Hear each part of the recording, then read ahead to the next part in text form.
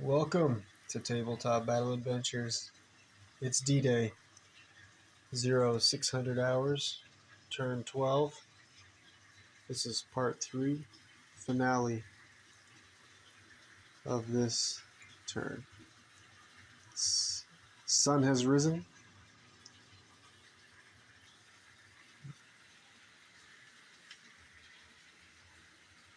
The green fields are flooded. The brown fields are dry.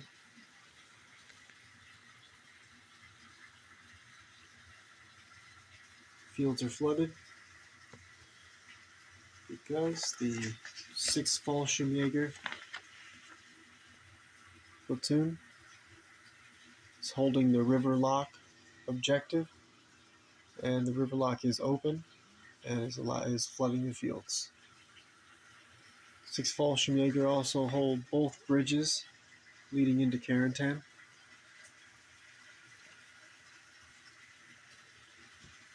(1058th) Grenadiers hold this bridge, and it's rigged with explosives. Detonators held by 1058 1st Section Leader Sergeant Michael, who's on ambush.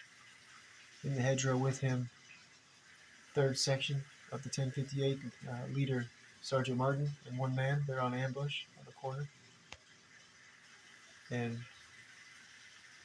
1st Section LMG team of the 1058 is also on ambush next to Sergeant Michael.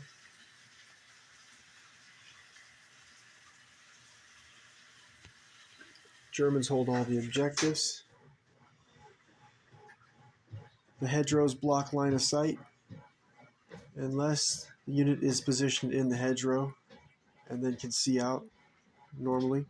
Units in hedgerow have 4-inch visibility when looking through the hedgerow at an enemy who is also in the hedgerow.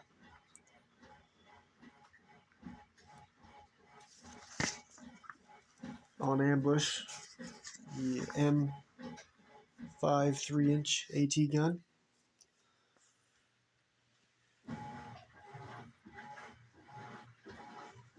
First Section Assistant Leader Sergeant Stephen on ambush. Sergeant Jory the sniper on ambush. Most everyone over here has already acted, received their orders.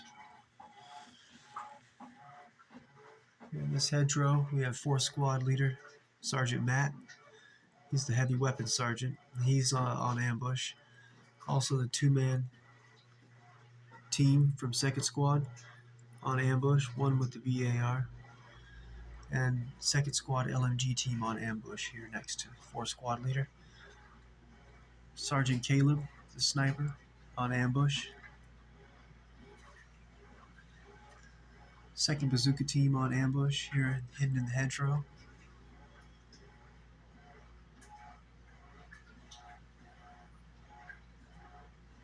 Flamethrower team. Oh, no, they're not on ambush. 3rd Squad Leader Sergeant J. McNeese on ambush hidden in the corn.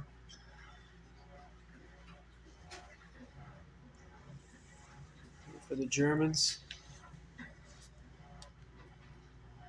Sergeant Ronald's half-track on ambush. 6th Fallschirmjäger, 1st Squad Assistant Leader Sergeant Jarl on ambush. 1st Section of the 6th Fallschirmjäger LMG team in the corner of the wall on ambush. 2nd floor of the farm building, far right window, 1058 sniper on ambush. There's 1058 sniper position there. Also the LMG team from 3rd Section in the center window is on ambush. 1058 Platoon Sergeant Robert on ambush.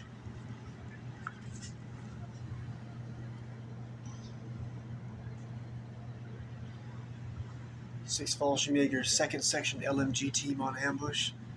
2nd Section LMG team, the 2nd LMG team also on ambush. 6th Fallschirmjäger, 3rd section, moving through the rubble, these destroyed buildings. Looks like they're going to reinforce both bridges. The 506th are trying to come take this river lock so they can shut it down, close it, so these fields will no longer be flooded, so that their men will be able to run through the fields, and also so vehicles can enter the fields. Right now, vehicles can only enter the 2 brown fields and the roads, but the 4 green fields only advance for infantry and no vehicles until D3+1 turns after the river lock has been captured by the U.S. forces and closed. Also, the U.S. forces are supposed to at least destroy one of these 2 bridges, so that when the German armor reinforcements and infantry reinforcements come through Carentan, they will not be able to move so freely across these bridges. Need some time for the soldiers from U.S. forces that are assaulting the beaches. In about 30 minutes, they'll be beginning their assault on the different beaches. Here's Omaha Beach that 0630 hours turn 13 will begin. Germans are waiting for him. So 6th Fallschirmjäger still holds the town, Carentan. U.S. forces are been pushing real hard over here, and looks like they might break the Germans. The 1058 flamethrower team was just killed by a grenade. To watch the last part 2 to see that. This 1st section LMG team for the 1058 is still in position. Got mortar rounds coming in on them though. Here's some of the misses from the mortar shots. Here in the center, quiet for now, but it is sunrise right now. So the men that are in the hedgerows are hidden, but any shooting starts, then they won't be hidden anymore. The Puma yet to act, being held in check by 506 2nd Bazooka team, who's on ambush there and has a great shot through this hedgerow, the gap in the hedgerow. And yeah, heavy casualties on both sides. We'll go over that though, the beginning of this next turn, 0630 hours, turn 13. For now, let's get started with part 3, the finale of 0600 hours, turn 12, sunrise. First dice of part 3, German. 6th Fallschirmjäger Sergeant Lehman, sniper, attic of the hotel, on ambush. Sergeant Neiman, 6th Fallschirmjäger sniper, attic of this building, on ambush. 2nd floor of this building, 6th Fallschirmjäger MMG team on ambush. And here in the chapel, commander of the 6th Fallschirmjäger, Major von der Heid, on ambush. Now, to that first German dice. 6th Fallschirmjäger, 3rd section, leader, Sergeant Odin. He receives an advance order. He'll move 4 inches through the rubble forward. He's going to pull an order dice and order the 3rd section 2-man rifle team to advance forward, heading over and get into position to hold this bridge.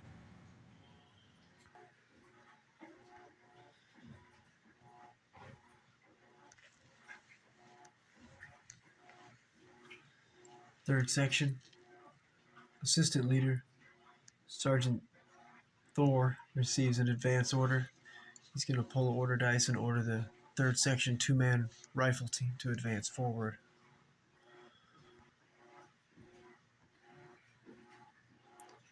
Third section LMG team receives advance order. The brown D6s next to the units represent the grenades that they have. Same thing for the U.S. forces, who the green dice represents the grenades. When a soldier is killed, the grenade is still able to be picked up by the enemy or by his fellow soldiers.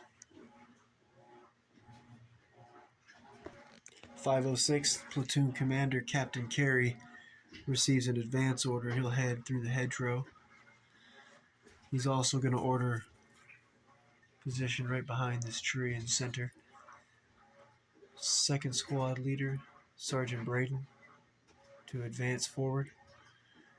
Sergeant Braden will pull a dice, and he will order the two-man rifle team from second squad to advance forward. Captain Carey's second dice will go to the two-man LMG team next to Sergeant Braden. And Captain Carey's last dice will go to this third squad soldier, the LMG loader, and he'll advance through the hedgerow.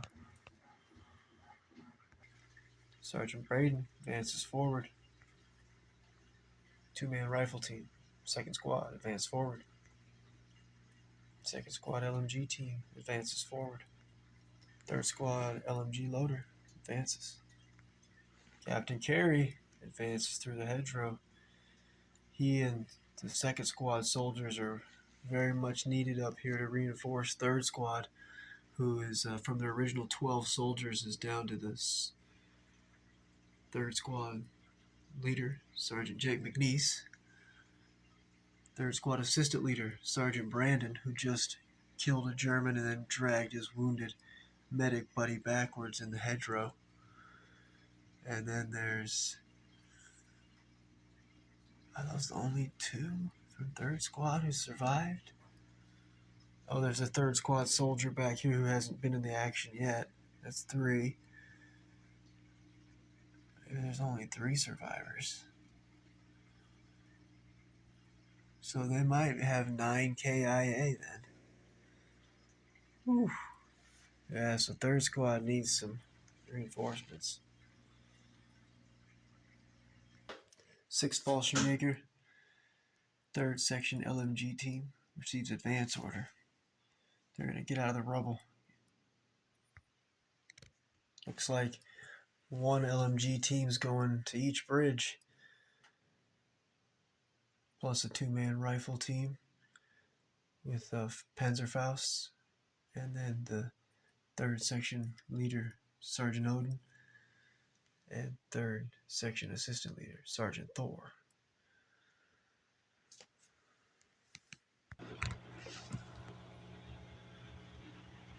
.506th Commander, Colonel Sink, will go on ambush right behind the 2nd Bazooka team who's on ambush. And the reason we do that is next turn, before the first dice of 0600 hours turn 13, Colonel Sink will be able to roll off against any German who wishes to bring an ambush before the first dice also. And if he wins, he'll be able to have his soldiers act before the first dice, if it's in their best interest to do so. So, Colonel Sink's going to go on ambush. Flamethrower team's going to advance 4 inches, staying in the hedgerow and hidden. They're going to end up right behind Platoon Sergeant David. Flamethrower team advances forward.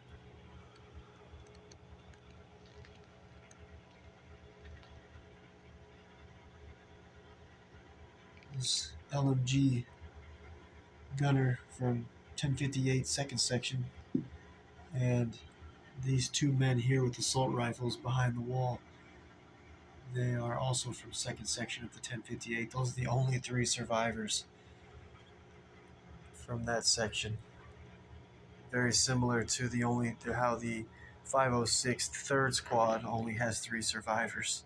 So the Germans lost 7 from that section KIA, and the Americans lost 9 KIA from their 3rd Squad.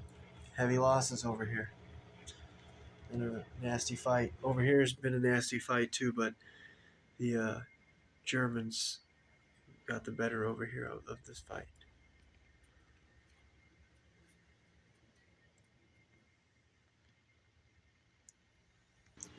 Sixth Fallschirmjäger flamethrower team receives a run order. They're going to run out of the doorway. We're going to send the flamethrower over to reinforce this bridge to add some defense strength over there. 6th Fallschirmjäger Panzerschreck team will receive an advance order, and they're going to actually head up these stairs. There they go. I think the goal for this Panzerschreck team is to get them up in the corner of this building, the 2nd floor. That way they can knock out any future U.S. armor coming across this bridge. Maybe they can reach that bridge as well. If not, the flamethrower team will be on this side and will be able to do some damage. Plus, the 6th Fallschirmjäger platoon, they probably have at least 14 Panzerfausts between defending these two bridges, plus the soldiers that have pushed forward to back up the 1058th.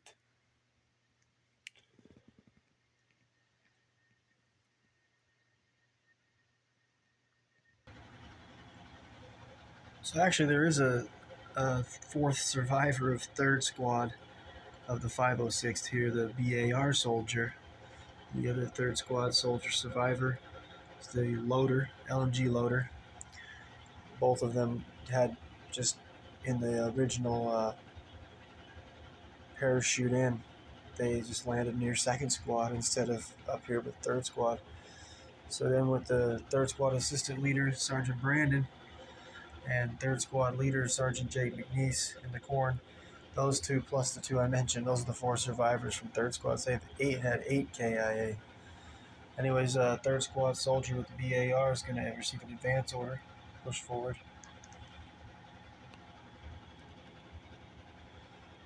And then this 2nd Squad soldier with SMG, he's going to receive an advance order, and he's going to advance into this hedgerow. Alright, reinforcements are just starting to get up here to 3rd Squad, and Platoon Sergeant David also.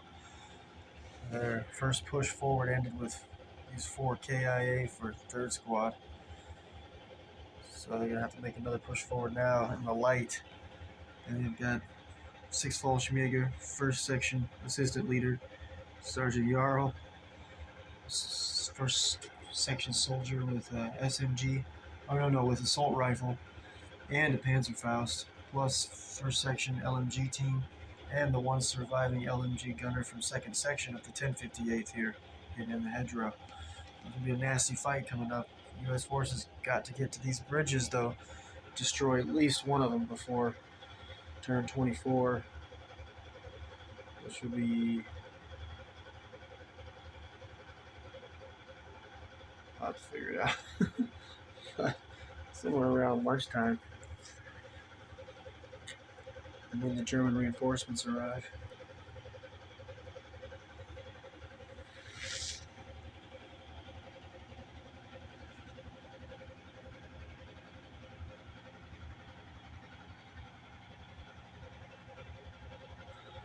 Got that M5 3-inch AT gun there posted up on ambush too. So and he has a bead on the 6th Fallschirmjäger 1st Section LMG team there. So once they do open up with that ambush, they're gonna get rocked. If that heavy AT, I think it's a 3-inch HE, so they're gonna get rocked. Sergeant Reynolds' half-track is not in view for the AT gun. He fell back. And then also 1st Lieutenant Eulander's Puma moved out of the way there to avoid getting wrecked by the heavy AT gun. They're getting ready to push forward again. Flank's pretty strong.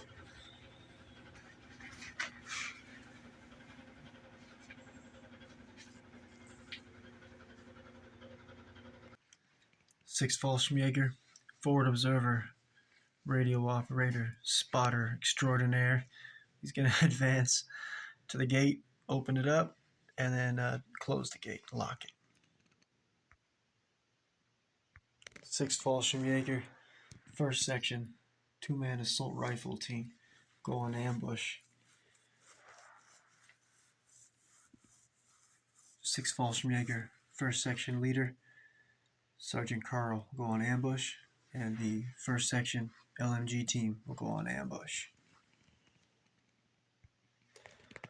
The first section LMG team for the 6 Fallschirmjäger in the corner, they're going to spring their ambush and they're going to advance over to their left, because right now their spot is exactly lined up with the M5 3-inch AT gun that's on ambush. Now they can't shoot these men now because they're hidden here, but once they open fire, if they're baited by some of these fresh U.S. forces coming forward, then the AT gun would be able to just wreck them. So they're going to spring the ambush, advance just enough, just a step over toward their first section assistant leader, Sergeant Jarl. That's a better spot. Now they can still cover. They can't cover the road so much, but there's a lot of firepower here for the Germans anyway. So now they can still cover this whole garden area, make it hell for the 3rd and 2nd squad of the 506 to make it through. But at least they won't get wrecked by that AT round, or rather the HE round fired by the AT gun.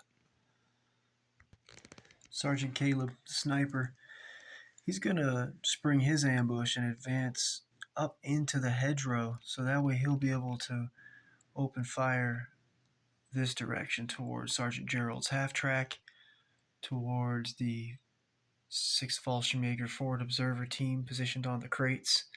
Also, from his new position, he'll be able to put fire on the 1058 sniper in the far right 2nd floor window, and in the center window and the left window are 3rd section 1058, an LMG team in each window. So he's going to be needed over here. So he's going to advance into the bushes here, and he'll still be hidden, but he's going to be able to help out where they're going to be needed, I think.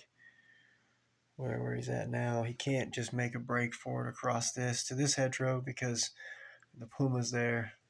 The Puma's being held in check by second bazooka team here on ambush, covering that hedgerow or covering this road. Sergeant Ronald gets brave. Let's move him to a better position. There we go, better position for Sergeant Caleb. And by the way, snipers, I played Jay's Wargaming, Bolt Action Modern from Jay's Wargaming Madness as one of the rule sets, combined with Bolt Action 2nd edition, plus some house rules. But anyways, one of the rules I adopted from the Bolt Action Modern from Jay's Wargaming Madness is that snipers can start on ambush each turn, which I like. Snipers are deadly, and that rule really... So this man, even though he just sprung an ambush and advanced into a better position, as the dice are collected, snipers can remain on ambush for the start of the next turn. Deadly. 4th squad leader, heavy weapons sergeant Matt, will spring his ambush and he will advance forward to the edge of the hedgerow, so he'll be able to provide cover for the 2-man 2nd squad rifle team here. It's going to be a hell of a fight here coming up. There we go, Sergeant Matt covering the flank here.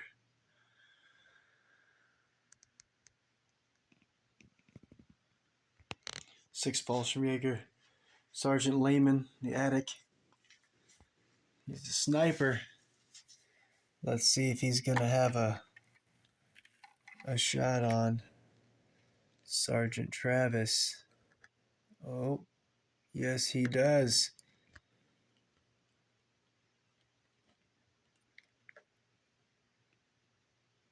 Oh yeah. Well, he's going to spring that ambush. He's going to fire and try to kill the gunner on the M8 scout car, Sergeant Travis's gunner. Sergeant Lehman needing a 3.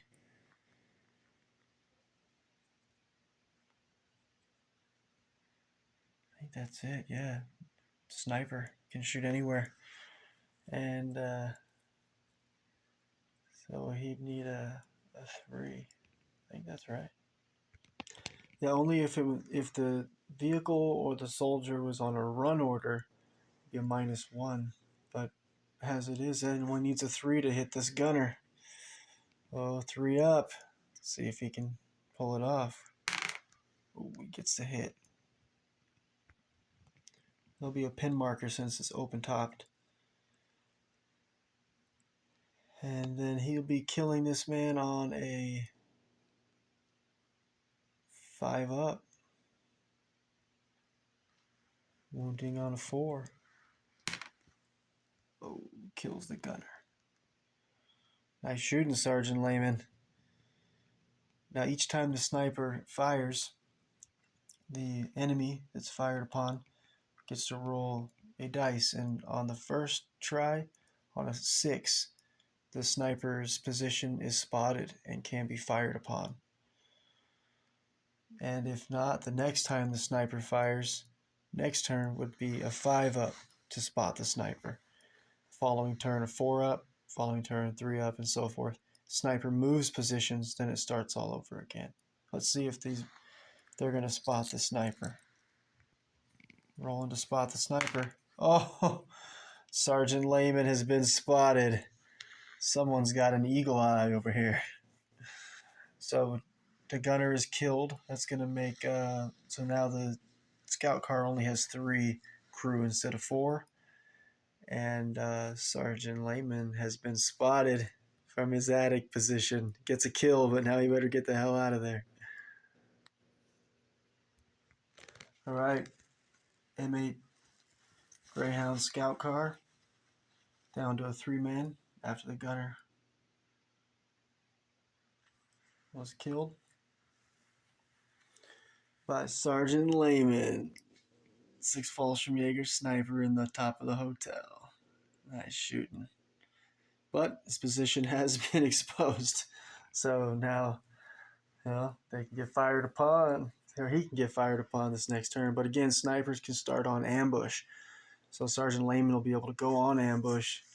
And if he loses the ambush, or if he doesn't get to spring his ambush first next turn, he can be fired upon first and have to go down or be shot. But if he wins the ambush roll off, he would be able to move position and be hidden all over again. Snipers are tough, as they are in real life.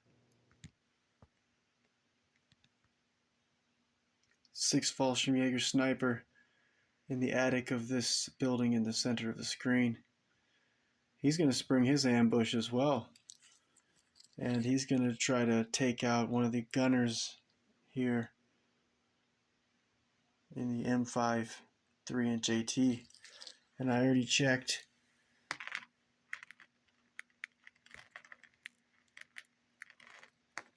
Oh, there we go.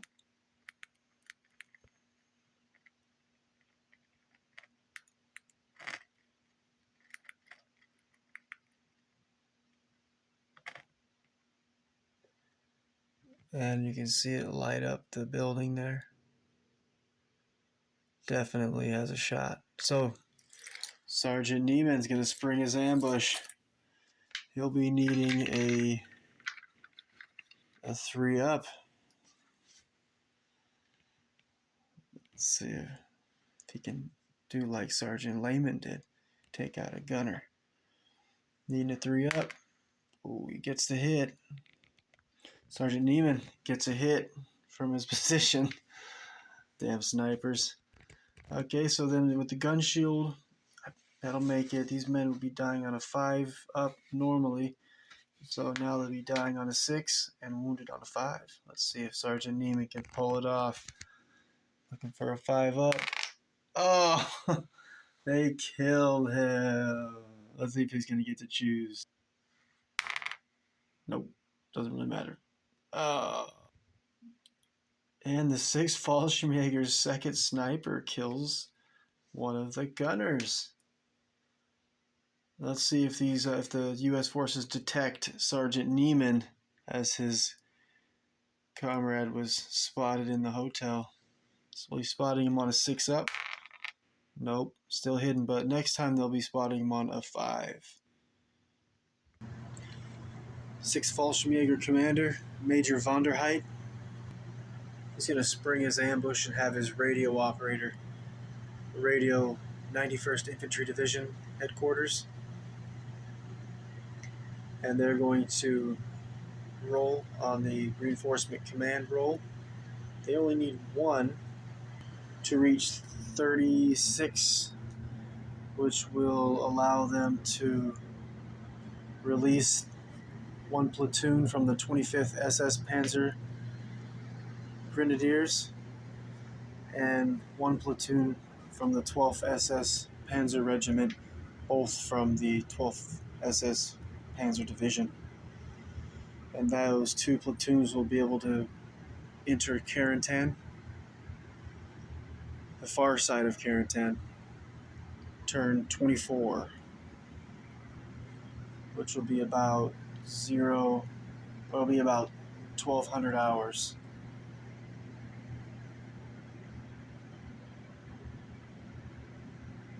Turn 24. I think that's about right. A little ways off, but that'll give the U.S. forces time from turn 13, 630 hours until turn 24 to take the beach and push up this road in order to be able to get to Carentan to reinforce the 506th, who by then, 12 turns from now, will either have secured this hedgerow side of the table and be working their way to those bridges, or they'll be just about wiped out if they haven't pushed forward by then. So let's see what Major von der Heidt's reinforcement roll will bring. No matter what, he just needs one, so let's roll it anyways. Okay, 2. And with that 0600 hours roll of a 2, they have now reached, I wrote 37 actually. And so now the reinforcements will be released and will be able to enter Carentan turn 24 from the far side of the table. We have platoon commander Captain Carey moving to third squad, couple third squad soldiers and mostly second squad soldiers, leading them forward to link up with third squad leader Sergeant Jake McNeese, third squad assistant leader Sergeant Brandon, flamethrower team, second bazooka team, Colonel Sink, commander of the 506th. They're all in need of this group to make it forward to reinforce them. Got still our M5 3-inch AT on ambush. Just lost a man though to the sniper. Light mortars looking for a new target after the 1058 flamethrower team was killed in the center of that hedgerow by an exploding grenade this turn.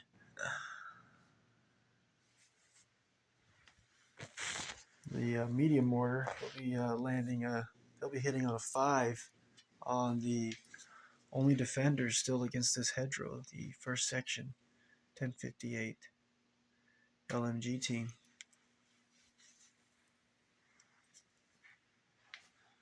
We're here, the 4 squad leader, heavy weapons sergeant Matt, and a 2-man rifleman team from second squad, 2-man LMG team, second squad, both of which are on ambush.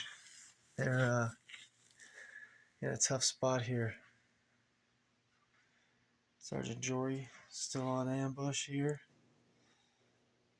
First MMG team, get a good position here in the hedgerow, ready to support the push forward. The bridge is rigged with explosives. Held on ambush is the sergeant, it would be the 1058 first section leader, Sergeant Michael. He's on ambush with the detonator, so pushing across that bridge could turn into a nightmare. 57mm AT gun, finally move forward far enough to do some damage. Platoon leader, First Lieutenant Corey, leading this left flank. First squad assistant leader Sergeant Stephen will be on ambush starting this next turn. Only one man left for the second MMG team here. 2 men dead now. First squad LMG team. Good position in hard cover. First bazooka team stacked up on second squad assistant leader Sergeant Adam. And then our hero, the first squad soldier who threw the grenade and killed the 1058th flamethrower team here in the center. And this flank for the Germans is crumbling now. They've only got the 2-man LMG team from first section. Platoon Sergeant Robert will start on ambush. And besides that, I mean, they're in trouble. But we do got a lot of firepower in this building here. From the second floor, a sniper, 2 LMG teams. Sniper far right window, LMG team center window, left window. Pretty strong position here. 1058 first section LMG team. The leader mentioned before, Sergeant Michael. Also third section leader, Sergeant Martin, and 1 soldier with a rifle here on ambush. Sergeant Gerald's half-track's in a good position. Oh, you know what? There is still 1 dice left. It would be First Lieutenant Eulander, and his Puma has not acted yet. Let me think about it while I finish this position update. So finally, this is for these reinforcements needed over here. We have the closest is really, I guess, these guys. The 6th Fallschirmjäger 2nd Section Assistant Leader, Sergeant Hauser, and a 2-man 2nd Section team, 2 assault rifles. And the medic, 6th Fallschirmjäger medics moving forward. Here, great defensive position. Got 2nd Section, 2 men with assault rifles, 2nd Section leaders, Sergeant Hans in the center. 2nd Section LMG team, another 2nd Section LMG team, plus 6th Fallschirmjäger Platoon Sergeant Fritz leading this group. Over here we've got 6th Fallschirmjäger 1st Section LMG team, plus the 2nd Section leader Sergeant Carl, good position to support. 1st Section 6th Fallschirmjäger, 2 men with assault rifles here. This bridge is very well defended. Plus, we still have 3rd Section moving forward. About half 3rd Section led by Sergeant Odin, moving toward supporting this bridge with a 2-man rifle team from 3rd Section plus 3rd Section LMG team. The other 3rd Section LMG team is headed this way after these 2 3rd Section soldiers with rifles, being led by 3rd Section Assistant Leader Sergeant Thor. The 6th Fallschirmjäger flamethrower team head in this direction. Also got a spotter and radio operator, forward observer man here, just going to be heading to put some eyes, be able to call in some artilleries. Oh, now that the sun has risen, also the 506 is able to call in naval bombardments for support. They're also able to call in airstrikes and artillery strikes on the Germans. The Germans will be allowed to call in 1 airstrike and artillery strikes. Still have we have the 6th Fallschirmjäger medium mortar who will be hitting Sergeant Travis's scout car on a 4 this time. Plus, as we just saw, their gunner got shot dead by 6th Fallschirmjäger Sergeant Lehman here in the attic, who is now, his position is known.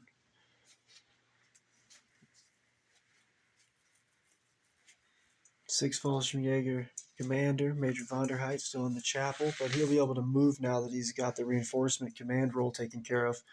Now I can finally freely move him. He'll probably send his radio operator up to this tower, give him an excellent view of everything that's going on, be able to call in artillery and air support. 6th Fallschirmjäger Panzerschreck team heading up these stairs. They're going to get a good position, 2nd floor of this building, to be able to better cover the bridges. And then this building got a 6th Fallschirmjäger MMG team positioned up here. Over here, I already mentioned the first section, 6 Fallschirmjägers defensive position. The other half of first section has already pushed forward here, led by Sergeant Jarl, first section assistant leader, and half of first section. LMG team there. Soldier with a assault rifle there, plus the man that was with him has joined Sergeant Reynolds' half track. He's the gunner over here now. Oh yeah, plus we've got First Lieutenant Reese is the platoon leader for 6th Fallschirmjäger. He's moved over to take command of this left flank of the Germans. In the second section of the 1058, only 3 survivors. I mentioned a couple times this turn. So let's get this last dice here. Is First Lieutenant Eulander. What is he going to do?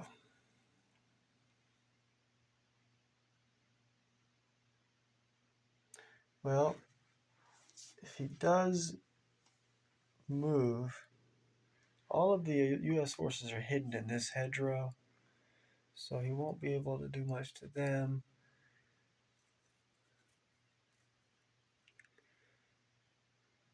But that bazooka, second bazooka team is positioned here, and they have just a great shot right on the side of them. So they'll only need a 3, probably only a 3. If I run Sergeant or First Lieutenant Eulander, then it would need a 4 to hit.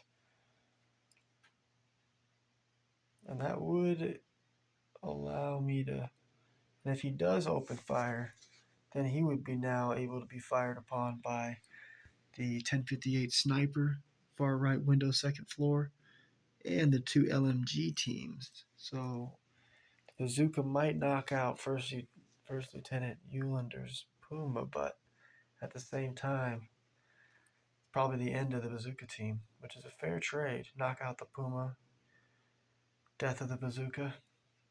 But do I really want to risk my Puma? Let me think about it. Okay, I calculated it was worth to put First Lieutenant Eulander's Puma, last order dice of this 0600 hours, turn 12. And I thought about running him. That way the second bazooka team springs the ambush as First Lieutenant Eulander clears the hedgerow gap there. And he would need a 3 normally to hit me, but it would be a 4 because I'm on a run order. And so then if he does fire the bazooka, then I would be able to kill the bazooka team with all the firepower that's in this farm complex building. But